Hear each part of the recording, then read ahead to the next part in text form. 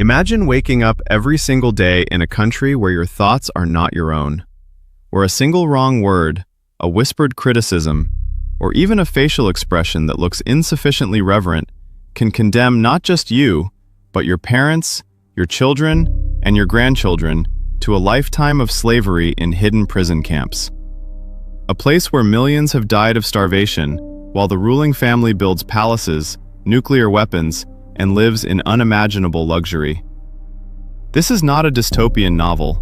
This is North Korea today, the world's most brutal, most complete prison state, meticulously constructed and maintained by one family across 3 generations.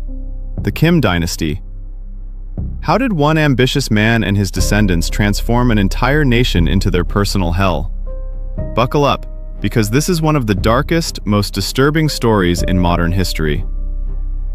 Sorry friends, take a couple of seconds, please subscribe, put a like to help develop my channel. Thank you, back to the video.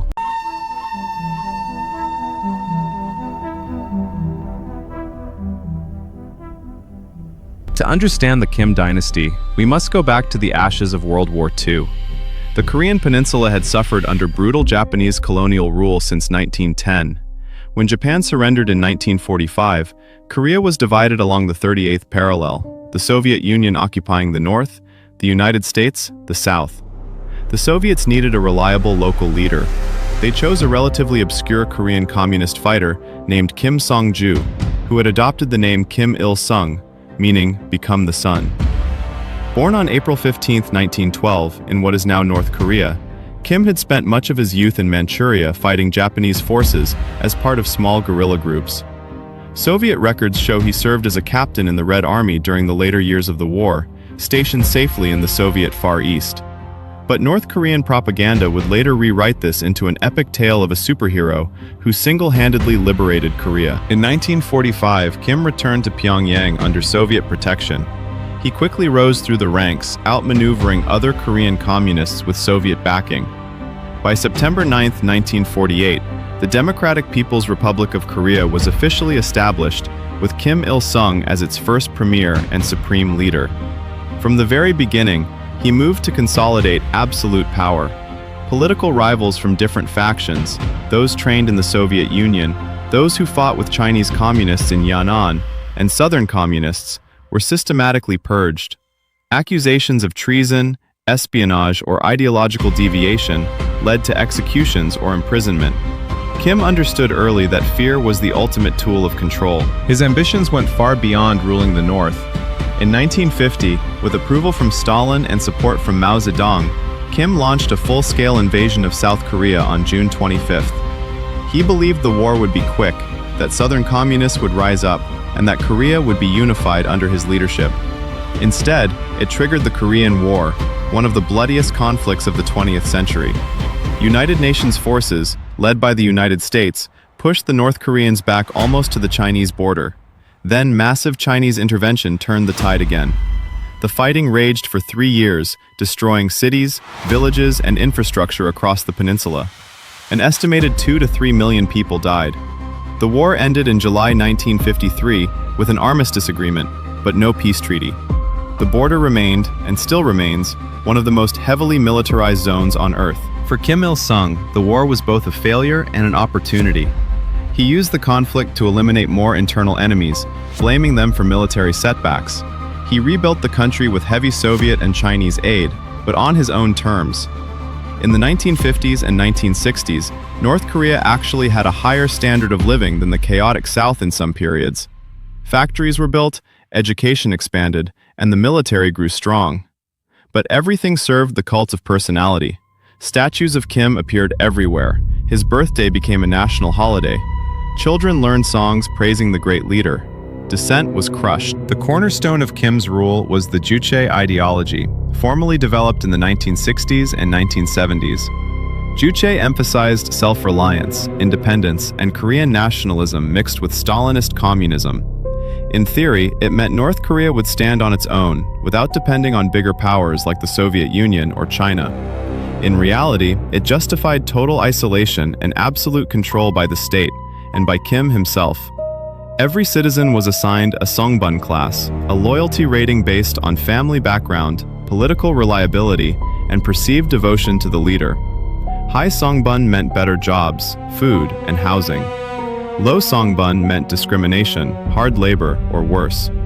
This system turned the entire society into a giant surveillance machine, where neighbors spied on neighbors and family members feared each other. To enforce this system, Kim Il-sung expanded a network of political prisons that would become the backbone of the regime's terror. The Kwanliso, vast penal colonies hidden in remote mountainous regions, held tens of thousands, often entire families punished for one member's alleged crime. Conditions were and remain horrific. Starvation rations, backbreaking forced labor in mines, logging, or agriculture for 12 to 16 hours a day, routine torture, public executions, and denial of medical care. Children born in the camps inherit the guilt and never see the outside world. Defectors who survive describe scenes that rival the worst atrocities of the 20th century. Bodies left in the open, prisoners forced to dig their own graves, women subjected to sexual violence. Under Kim Il-sung, hundreds of thousands are estimated to have perished in this system. It was not justice. It was engineered slavery to maintain one family's power. By the 1970s and 1980s, Kim was preparing for hereditary succession, something almost unheard of in communist states. He chose his son, Kim Jong-il, as heir. Kim Jong-il had been born in 1941 or 1942, reportedly in a secret camp in Siberia or on Mount Pektu, according to legend. He studied in Pyongyang and later in the Soviet Union, developing a reputation for luxury, film obsession, and ruthless politics. In the 1980s, he took control of key security organs and began purging potential threats. Kim Il-sung died on July 8, 1994, officially of a heart attack. Kim Jong-il assumed full power during one of the worst crises in North Korean history. The collapse of the Soviet Union in 1991 cut off massive aid and trade that had propped up the North Korean economy. Combined with floods, poor central planning, and the regime's refusal to prioritize civilian needs, this triggered the arduous March famine of the mid-1990s. Hundreds of thousands, perhaps up to 2 million or more, died of starvation and related diseases between 1994 and 1998. People ate grass, tree bark, roots, and in extreme cases, there were reports of cannibalism. Markets emerged informally as the state distribution system collapsed, but the regime responded with crackdowns. While ordinary North Koreans wasted away, Kim Jong-il continued lavish spending on the military, palaces, and imported cognac and luxury cars. His Songun, or military-first policy, made the Korean People's Army the priority, ensuring loyalty from the generals while civilians suffered. Kim Jong-il expanded the prison camp system further. At its peak, estimates suggest 150,000 to 200,000 political prisoners. Camps like Yodok, Kechon, and Hwaryong became synonymous with horror. Testimonies from defectors paint a picture of systematic crimes against humanity, forced labor until death, torture methods including the pigeon position or water torture, summary executions for attempting escape or ideological violations, and collective punishment where 3 generations of a family are imprisoned. The regime also abducted hundreds of foreigners, especially South Koreans and Japanese, for espionage training or to force them into marriages to produce spies. Nuclear development became an obsession. Despite international agreements, North Korea pursued weapons secretly. The first nuclear test in 2006 under Kim Jong-il marked North Korea as a nuclear state, ensuring the dynasty's survival through blackmail and deterrence. Kim Jong-il died on December 17, 2011, reportedly of a heart attack while traveling by train. Power passed smoothly to his youngest son, Kim Jong-un, who was in his late 20s and had been rapidly groomed. Kim Jong-un faced immediate challenges. He needed to prove his strength to the military and party elite. He did so through brutal purges. In 2013, his uncle Jang Song-taek, a powerful figure seen as a potential regent or rival, was publicly denounced as human scum and executed, along with much of his family and associates. Other high officials, including defense ministers, were reportedly killed with anti-aircraft guns or disappeared. Kim Jong-un eliminated anyone who might question his authority. Under the third Kim, the cult of personality reached absurd new levels. State media portrays him as a military genius, economic visionary, and near-divine figure who can do no wrong. Schools teach children to worship him from toddler age. Portraits hang in every home and office. His birthday is celebrated lavishly while the people struggle.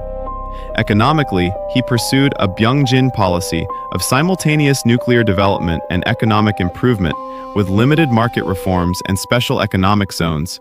But sanctions, mismanagement, and priority on weapons meant chronic food shortages persisted. The COVID-19 era brought even stricter isolation. The prison camps remained central to control.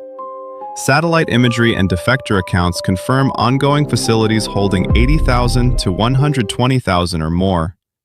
Inmates face extermination through labor, deliberate starvation, torture, rape, forced abortions, and infanticide. Escaping is nearly impossible, and those caught face even worse punishment. The regime has executed people for watching South Korean dramas or possessing foreign media. Information control is total. Radios and TVs are preset to state channels. The internet is non-existent for most citizens. Fear of punishment keeps the population compliant. The Kim dynasty's nuclear program has expanded dramatically under Kim Jong-un. Multiple nuclear tests, including claimed hydrogen bombs, and dozens of missile launches, including intercontinental ballistic missiles, capable of reaching the United States. These weapons are not just for defense. They are tools for extortion, prestige, and regime survival. Summits with world leaders, including Donald Trump, brought temporary thaws but no real denuclearization. Kim Jong-un has made clear the weapons will never be given up. What drives this family? Power? Survival? And an ideology that places the Kim bloodline above all. They have created a hereditary totalitarian monarchy disguised as communism. The Mount Pektu bloodline is sacred.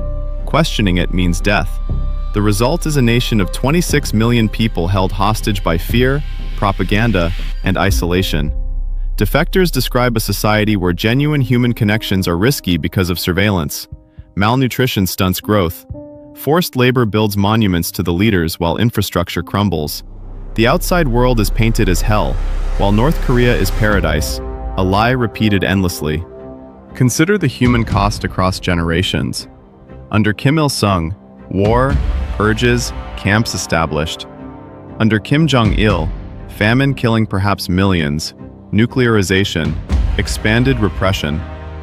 Under Kim Jong-un, continued camps, public executions for foreign influence, missile provocations, and tightening control. Hundreds of thousands to millions dead directly or indirectly from regime policies. Families destroyed. A people denied basic freedoms, speech, movement, information, food security. This is not governance.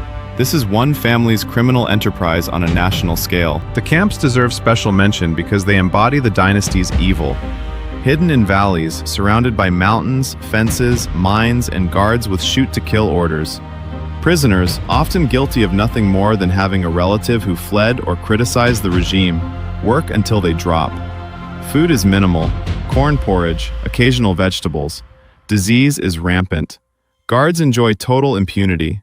Women face sexual exploitation. Children learn that loyalty to Kim is the only path, even as they starve.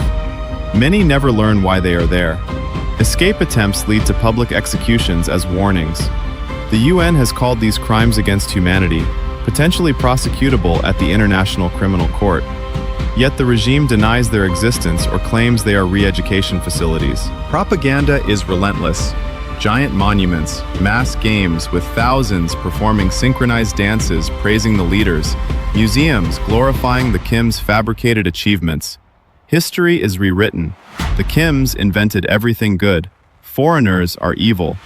Citizens must attend weekly self-criticism sessions where they confess minor sins and denounce others. This psychological control breaks the human spirit. Today, under Kim Jong-un, North Korea remains a pariah state, allied with Russia and others for weapons and support, but largely isolated. Sanctions bite. Yet the dynasty survives by prioritizing the elite and military. Defectors bring hope. Their stories expose the truth. Organizations document the horrors. The world must not forget. The Kim dynasty proves that absolute power corrupts absolutely. It shows how a single family's ambition can enslave millions for generations. North Korea is a warning to the world about unchecked tyranny, cult of personality, and isolation. Freedom is not guaranteed, it must be protected. Awareness is the first step toward change. Support defectors, demand accountability, remember the victims.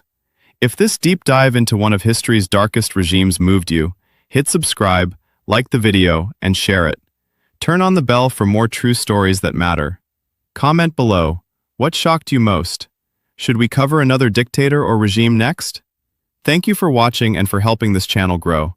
Stay informed, stay compassionate, and see you in the next video. The truth will set us free.